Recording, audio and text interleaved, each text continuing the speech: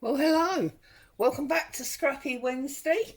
I'm Claire. This is Purple Poppy, and it's very lovely to have you with me today. Now, last Wednesday, when we did the quick infill video, I showed you the quilt covers that I started to make for the new project. And then yesterday, I put up a picture in my Facebook group of this.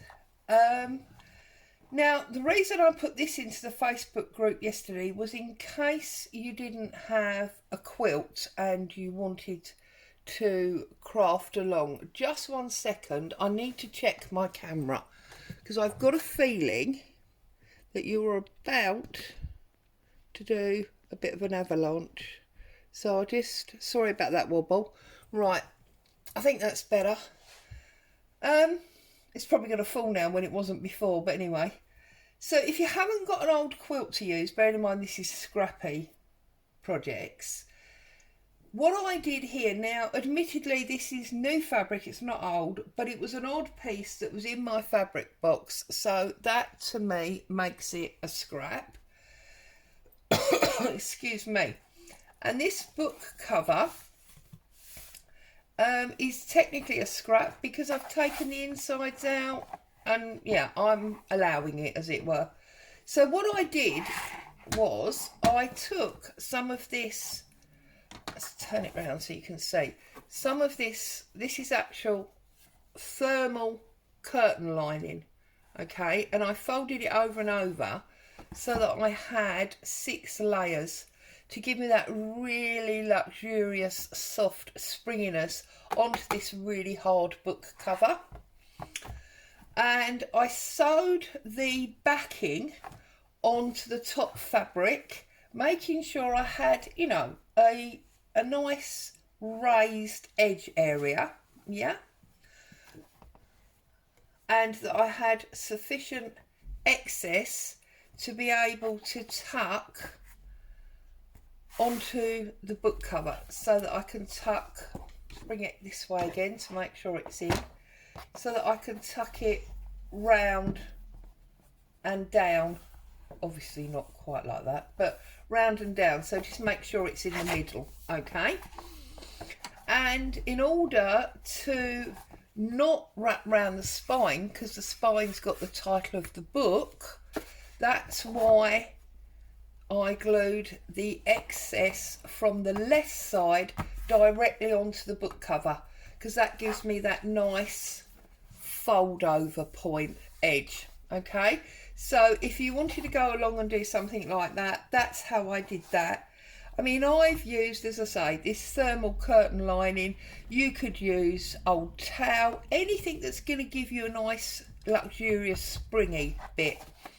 And then on the back, this is still drying, I've just glued the fabric, and I have folded the fabric under there, so there is a slightly paler area there, whereas here the green of the book is showing through. That doesn't bother me because that keeps the honesty of the original book that we've made it from.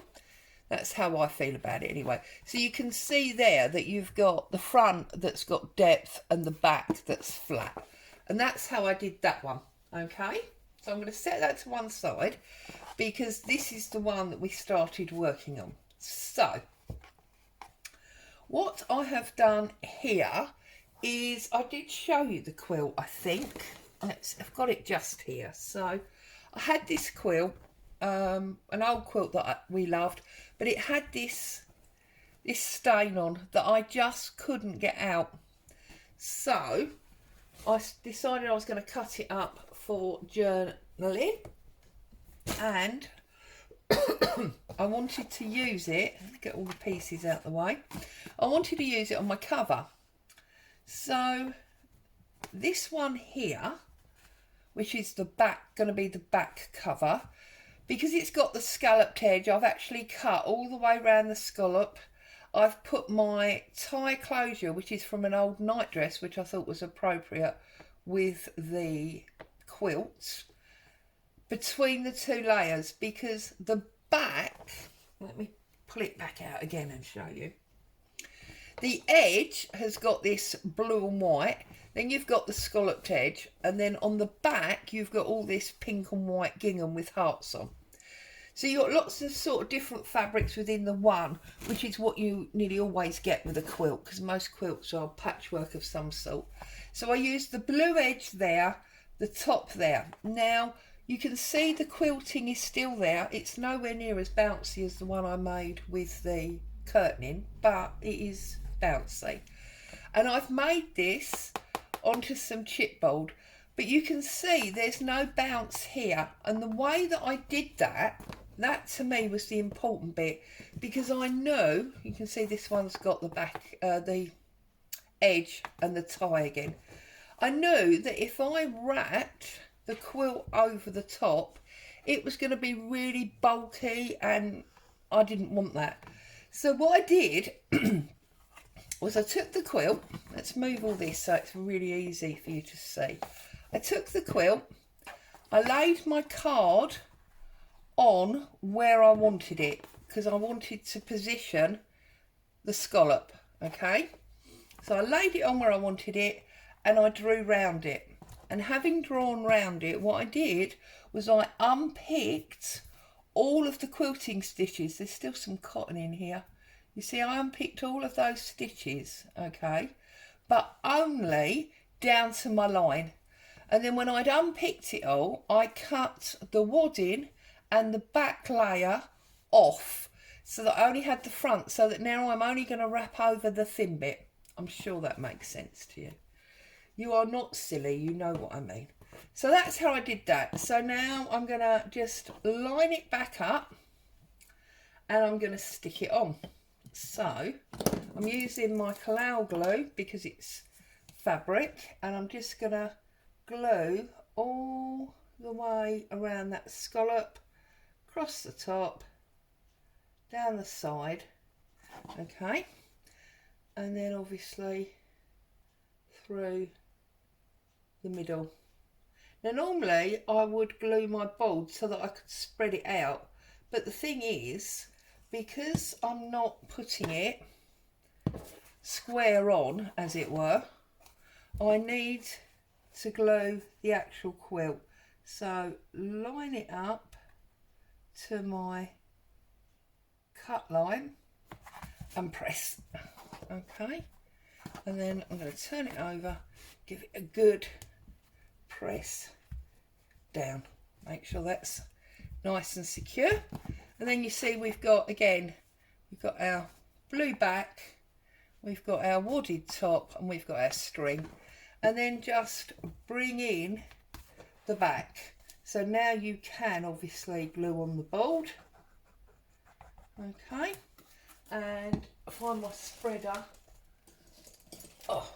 and then I'm just going to spread that out so that we're good to go.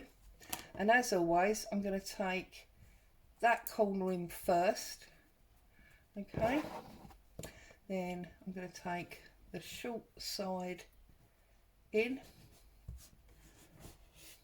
give it a good press, make sure that's stuck, and then come down the side and do exactly the same thing. I always start in the middle and then press round, and then just go back, because obviously on this corner you've got glue underneath, not on top, so just get a little bit of glue in there, pull that one, pull the short one in, and then the long one over, okay, and then let's just check this bottom corner doesn't seem to be stuck for some reason. Now obviously the back at the moment looks quite messy. I don't want to play with that one anymore because I want the glue to set, so I'm going to take that one out and put it to one side and bring in the one that's properly dry. Now at the back here you can see it's quite messy, but obviously we have to put our lining paper in. Now This is not the lining paper that I intend to use, but it's just a printed one that I've got to hand. So obviously once we take our white edge off, let's do it that way, and we put this on, trim to size, all you're going to see is the turnover. So that's going to work beautifully. Okay, so this is our back, and when it's dry and set and ready to go, that is our front. So now we need a spine. Now what I did for my spine, I've already done quite a lot of work on this, as you can see. So I took a piece of cardboard and I covered it with some of this fabric that had the wadding taken out of it. You can see it's very thin there. Okay, then I took a piece of card and I made one of these Upstand Binding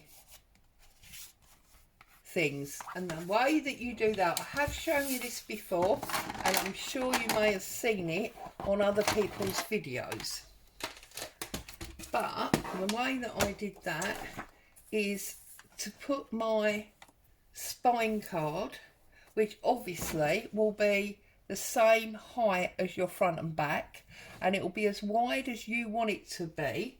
Now I believe, in fact let's measure it, mine is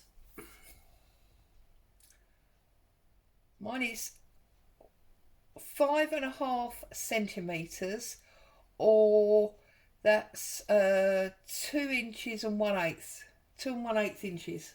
Okay, and we got there by, I've lost my tool now, goodness me, I'm useless, aren't I? Right, so this is my spine, or it's obviously not the right height, but this is my spine. So you go 1/2 inch all the way across. So you go 1/2 inch, 1 inch, 1/2 inch, 2 inches, 1/2 inch, 3 inches, 1/2 inch, 4 inches, 1/2 inch, 5 inches, 1/2 inch, 6 inches, 1/2 inch, 7 inches. And 7 inches is as far as you need to go for the same size spine that I've got here. Obviously if you're doing a wider spine, you will need to work out extras for that. Okay, so, and then what you need to do is you need to fold all of your creases. Now I found it easiest to, I never know whether to fold forward or back. I found it easiest to fold them all the same way, so that you've, you know, enforced all your folds, and then once you've done that, to go back and set them up where you actually want them. Okay, and the reason I say that is sometimes when you try to concertina or accordion them, you end up with them being not straight. But I find if you fold them all the same way to start with, that doesn't happen. Okay, so just go along, fold them all up, and then you're going to need to, as I say, position them where you want them. It's a little bit of folding, but you know, it's not a problem really, is it?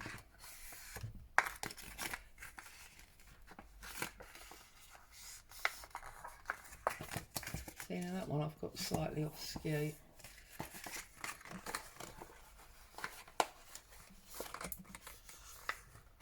Sorry, I think I'm jogging the scissors, which is what's making a clanking noise. So I'm here on my own with Boo this morning. Hubby's gone off to a meeting. Okay, so now we've got them all folded, all right? Now, if you look at your spine, you need a flat one first of all. So we need to fold this one back on itself, okay? So that is our flat one.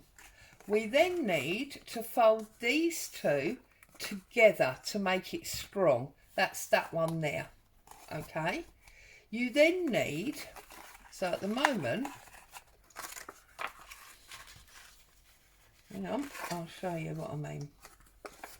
Let's see what I'm doing. Blind as a bat these days, I tell you. Really should have my glasses on, and then I would know what I was doing. Right, okay. So you've got your flat one here, and then these two stick together to cause your upstand. And then you've got another flat one, and then these two stick together to cause another upstand. Okay? So now you've got your front here, then you've got your first upstand here, and then you've got your flat here, and then you've got your second upstand. Can you see? And then you've got another flat, and then you've got another upstand. And you just go along like that until you have reached the amount of upstands that you require. So that's your upstand, then your flat, then those two go together for another upstand. Okay, actually we've got one too many. It was obviously only 6.5 because we don't need that extra bit, so I'm just going to fold that underneath for now. Okay, and then if I put a little bit of glue on here, you'll see what I mean. So you need to glue those two, miss one, those two. So then what you've got, you've got your flat, and then you've got your upstand, and then you've got your flat, and then your upstand. Okay, this and then you need to glue these two, this one, glue those two. I'm just going to glue that one back. You cut that one off, you don't need that one.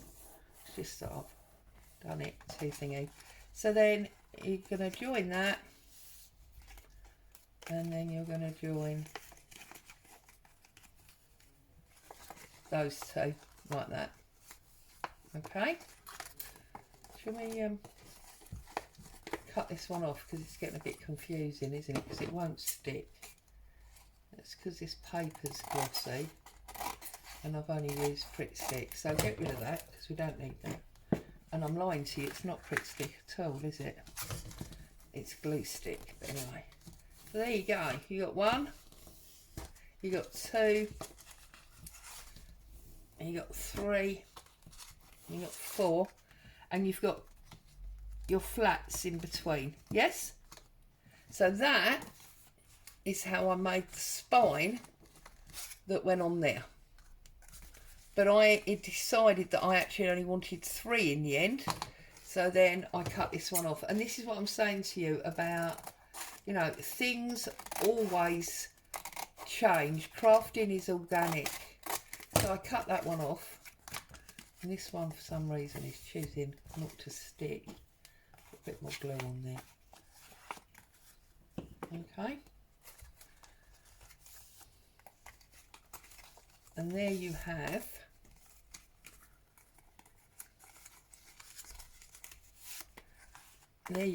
your 3 upstands. Okay, and obviously when you do yours it will be nice and straight and not ruined and messy like this. Okay, so having stuck that down there, in this very first one, and you can push these backwards and forwards to suit yourself, in this first one I put my ring holes and my string because that's where I'm going to put my journal.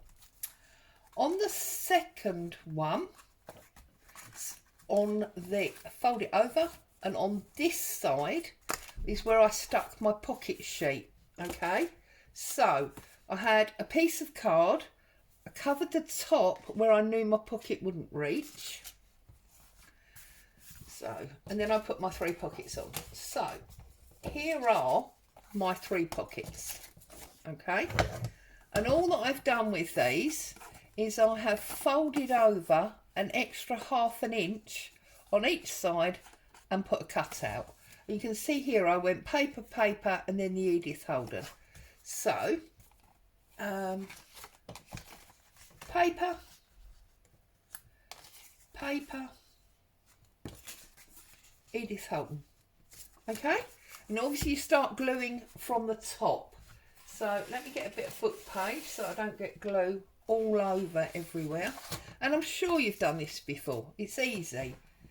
It's just, you know, putting the pieces together in your mind and making sure you do them in the right order. So I've glued both the sides, and now I'm going to glue the bottom because I haven't got a fold up on the bottom. Okay, and I'm just going to line that up, and I'm going to stick that down there. Okay, a little bit extra glue on that side. So that's pocket number 1, and then I'm going to do exactly the same to pocket number 2. So glue the 2 sides, and the bottom,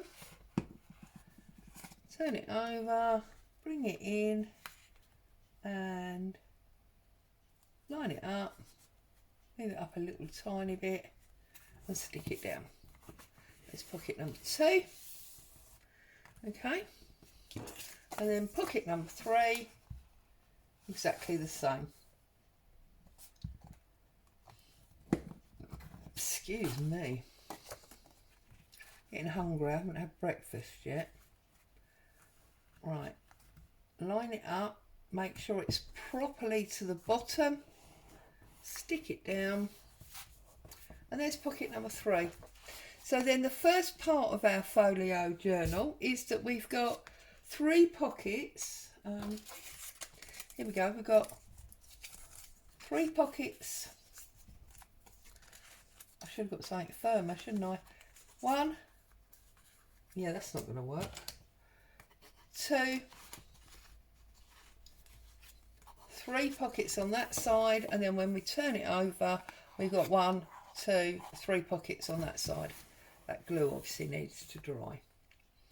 And then on the, so that's the end, and I stuck the card onto this side here. So that's the first one. And then on the second one, which is this one here, I've stuck it on this side, and this is just a giant envelope. Now, you know exactly how to make these. So what I've done is I've folded over the card on about a third, and then I've left a space, and then I've folded the flap over. I've angled the corners. I've put a concertina in the side, so we've got some depth. And then I've done 2 of the little coin folder type closure on there. Okay, and I've just used a piece of string to be able to close that up. So that's on prong 2, if you like, and obviously I decorated as I went.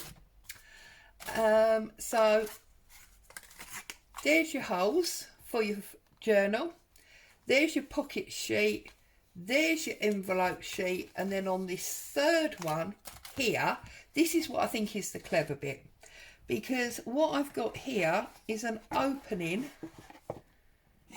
writing board, so you can lean on here and write should you want to.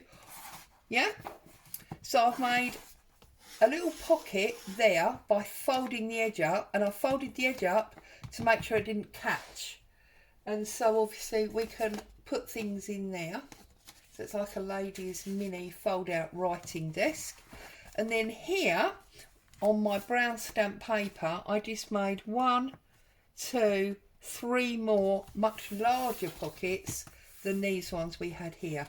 So it's all about, you know, your writing stuff, the letters that you're sending, the letters you're receiving. You know, as a Victorian or Edwardian lady, this was the sort of thing that you would potentially have. And then this comes out and we can lean on it if we want to. And the way that I did that is, look, you can see, very easy. I just took an A4 sheet, folded it in half, and then because obviously the half meant it would catch, I've just folded that over to give me that pocket, and I have glued it on the inside again of that third one, on that inside. Okay, really simple things. So then obviously we're going to come back and we are going to put our spine on our front cover by attaching this fabric before we put our finishing paper on. Okay, and then we're going to bring our back in and we're going to attach our spine to that again before we put our finishing paper on. And then of course what we're going to have is, I mean, it won't stay together at the moment because there's no glue, but what you're going to have then is this beautiful fabric covered journal with a padded, with a flat fabric spine and then a padded back, and you've got these beautiful fabric strings to tie it up with. So that's the plan. If you want to join in, obviously you've got some work to do there to catch up. So you need to choose your size, get your front and back covers covered. You need to cut your spine, cover it in some fabric, and then you need to make your flip binder, as I call it, with your upstands. And then we've got our 6 pocket page, we've got our envelope page, and then we've got our 3 pocket fold out writing board on the back. There you go. So that's what I've been up to. That's where I'm going. I'll be back next week to look at joining this to our front and back covers. And we'll see how we go time-wise and glue drying and everything. We'll also be making some ephemera to go in here. We'll be making the most of our stamps again in order to get some interesting, unique papers. And then obviously we need to cover the inside and you need to think about making a journal. But they'll all be in following weeks. So there you go.